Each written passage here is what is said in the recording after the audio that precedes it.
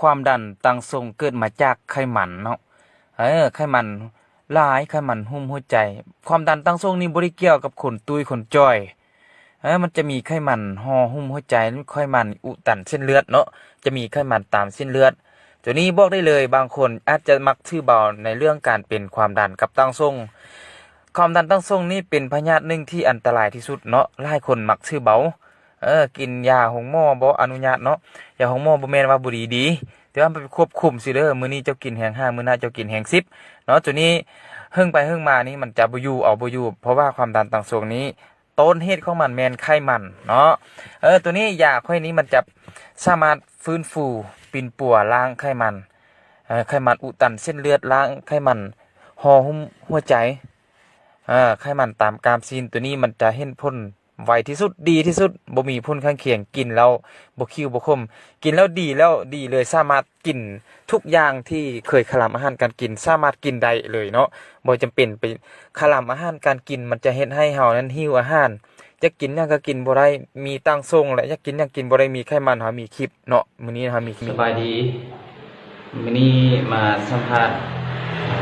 ไอ้ลุงเนาะเป็นโอกาสดีที่มาสัมภาษณ์ไอ้ลุงที่ว่ากินยาพื้นเมืองของเขาแต่ก่อนเพิ่นเป็นพยาธิความดัน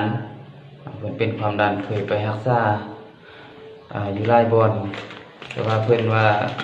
คือบ่ดีชั่วคราวบัดนี้มากินยาพื้นเมืองของเฮานี่เนาะเป็นยาพื้นเมืองลวงหะบางยาลดความดันเนาะมันมีสรรพคุณอยู่นี่ยาลดความดันลวงหะบางอยากรู้อาการของไอ้ลุงก่อนกินกำลังกินก่อนเรากินนั้นอาการเราเป็นอะไรทางลุง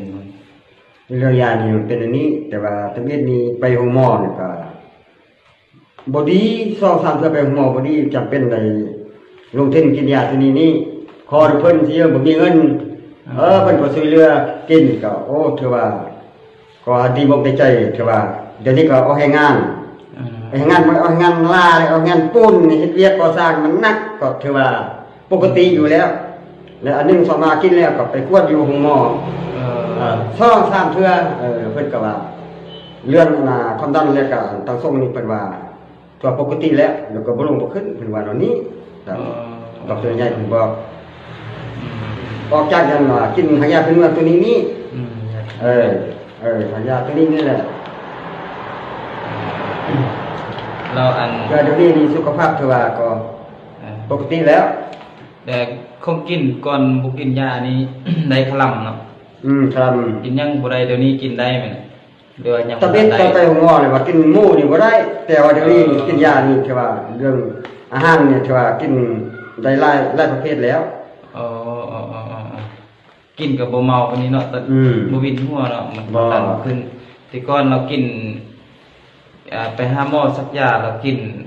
เขากินแบบอาหารสัตว์ป่าตัวหมูตัวนั้นกินบ่ได้เนาะตะกี้บ่ได้กินเครื่องอัดลมบ่ได้เดี๋ยวนี้กินได้เนาะเดี๋ยวนี้กินได้แล้วนี่เห็นหยังจับกล่องอัดลมนี่สิกินบ่นี่กินได้ว่านี่กินได้ตะกี้นี่เอากินบ่ได้ตะกี้นี่เดี๋ยวนี้กินได้ขอบใจที่ให้ข้อมูลกินได้เลยอ่ะโอ้กินได้อันนี้นะโดยสบายดีอันนี้ก็เสียงยังยืนจากลูกค้าเนาะไอ้ลุงเพิ่นอายุได้64ปีเนาะเพิ่นมีความดันสูงที่สุดที่ว่าคันกินพิษนี่นอนลุกบ่ได้ซะที่ว่าอยู่ๆเราล้มลงเลยเนาะความดันไปกวดความดันน่ะเพิ่นก็ตัดสินใจมาลองยานี่เนาะยาพื้นเมืองนี่แหละกินแล้วเบิ่งเห็นผลลัพธ์ชัดเจนอย่างนี้เนาะถ้าว่าทานได้สนใจอยากรักษาเดี๋ยวจะกินยาลดความดันยาลดตั้งทรงเนาะสามารถติดต่อมาได้เบอร์ที่ถึงหน้าจอเนาะอันนี้เป็นยาพื้นเมืองลวงพระบางเนาะก็ขอบใจ